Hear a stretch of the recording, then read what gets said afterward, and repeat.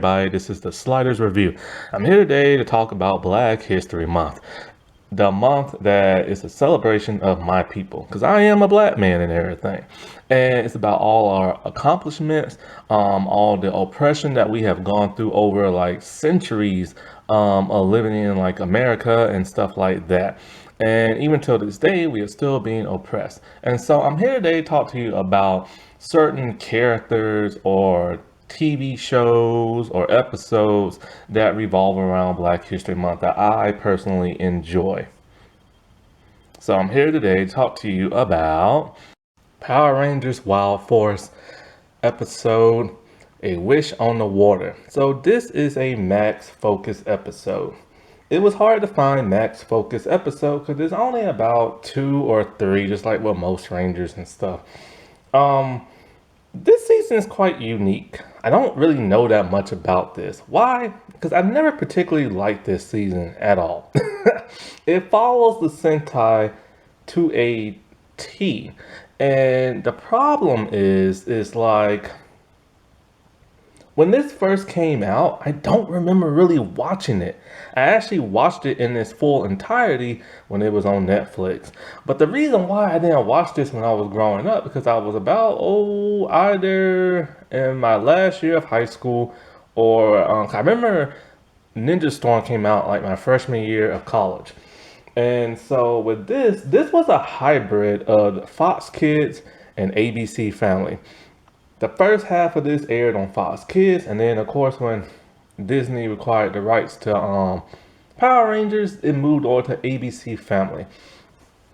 And so, like, I don't know, I just remember not really watching that many episodes like when I was like in high school and stuff. But I do remember when the White Ranger got her Elephant Zord. I remember Forever Red. I think I remember the first episode. And I think I saw the last episode on ABC Family. And so, like, it was just one of those weird type of, like, seasons that I just never really got into all that much. Also, like, the characters, I couldn't, like, really, like, resonate with any of them and stuff. Like, the Yellow Ranger was like really mean. The Red Ranger was like looking for like his dad and some jungle dude. He lived like in the jungle. The Blue Ranger was like acted like a little baby at times, like don't call me a kid. And the Black Ranger, he was all like so sensitive and everything. And like the White Ranger, I don't remember anything about her other than she went to college and I think she might have rode a bike and knew martial arts, and that's about all I knew. And so I couldn't really like relate to any of them or like grab on to any of them or nothing like that. And so like I noticed they've never came back for any reunion episodes, and I don't even think Hasbro has even like made any of their Lightning figures and stuff. Oh wait, and they also had a Sixth Ranger. I remember when he came in, I remember seeing him thinking, cool, like another like Silver Ranger and stuff. And I remember them saying like he was like really, really old because like he lived like thousands of years or something like that. And so like that's really all I remember. But anyway, so I found this episode. I was gonna go with the whole never give up episode, but I hate hearing that catchphrase when they kept saying it over and over. But anyway, Max, he is the Blue Ranger. He's the youngest of the group, even though he's only a few months after Alyssa. But like because he has like this youthful childness quality to him, they think of him as just like a kid, and he hates being called that a lot. So he always trying to prove himself, which is really good. Because when you are considered like, young and like silly and this and that, it's always good to prove people wrong by doing the complete opposite. Only problem is when he did that, it came out kind of like cocky and him like kind of messing up, but him kind of redeeming himself. And so that's kind of what this episode is about. In this episode, Alyssa is reading him and Danny like a story about like something wishing upon like putting like a wish in like a bottle, throwing it out to sea and something like that, and something. Well, he falls asleep, and as he's falling asleep, he's having a nightmare, of him and the other Rangers and their Zord being defeated by somebody. And so when he wakes up and everything, she's just kind of like, well, what was the story about? And he's trying his best to like remember and stuff. But for some bizarre reason, he takes the heart of like this legend of this sea creature being out in sea. And the whole put your wish in a bottle and like throwing it out to sea.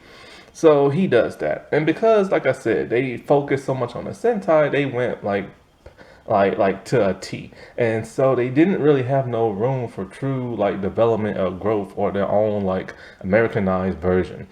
So for some reason, this grown man thinks, putting writing like something on a piece of paper, putting it in the bottle, throwing it out in the sea, and making a wish will actually happen.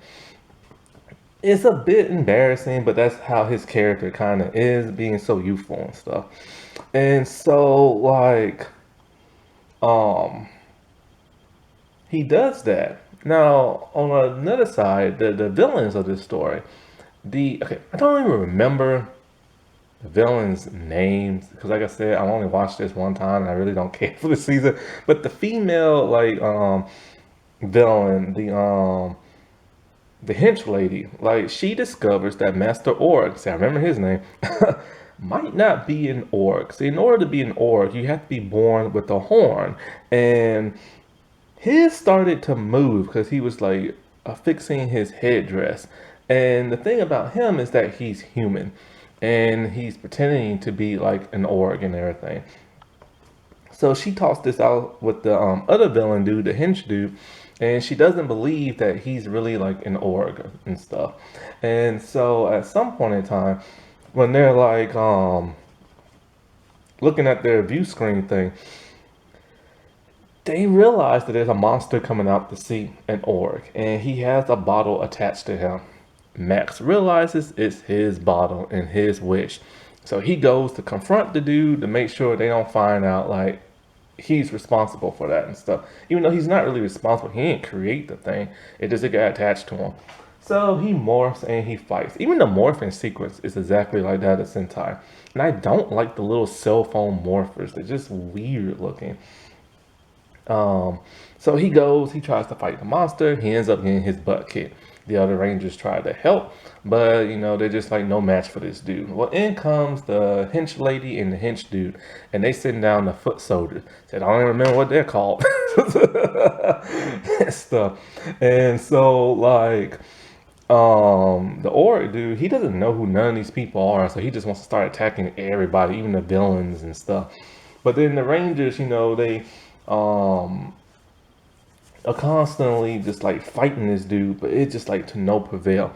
But they are able to, but Max does take a bit of the lead here and there when fighting this guy. But it's just he's too tough for them, and so they call on their ultimate power weapon, like this savage sword, but that does like nothing to help because the hench lady, she makes him go like really big. So they call him their Zord. Now this is one thing I really hated in this season. The Zords. I hated the CGI with a passion. And this continued all the way now to Nickelodeon era where all the Zords be CGI until they're assembled into their Megazord.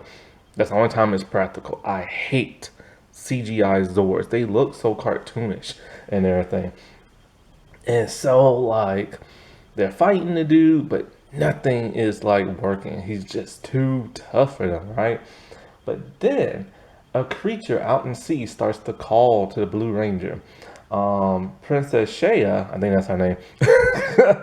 She has determined that this is some mythological. It's a former Wild Zord, from this mythological like something or another from back in the day, was like from this person from sea. I forgot, some type of like sea god like had this like wild beast as like a protector, something like that. Is a giraffe Zord. Why is a giraffe connected to the sea?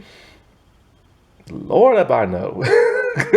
I have no idea. Maybe this is some type of Japanese folklore, probably, since this is based off the Sentai, but I don't know.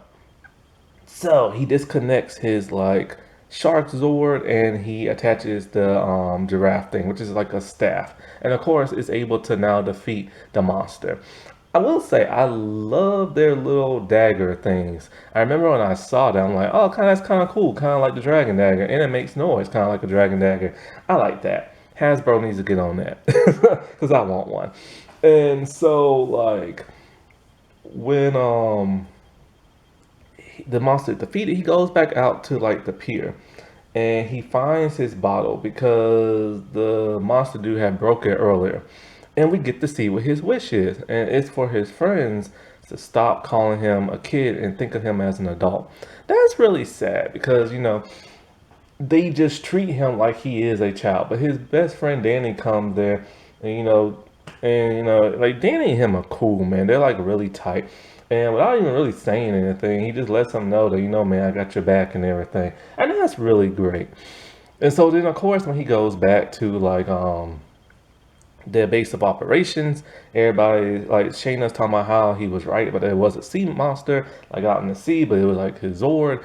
And then of course Taylor, she's like congratulating him, but then she still calls him a kid, which pisses him off. But I gotta say, even though this is not my favorite season and I really don't like nobody in the show, I do like the fact that he does try to like doubt everybody, that he's not that young, he's not a kid, that he can like stand up for himself and he can fight the big fight when it's like called on him. And that's great. He's like the underdog, like winning in a huge fight, and that's always the great like thing for like young people to like latch on to. Happy Black History Month, everybody.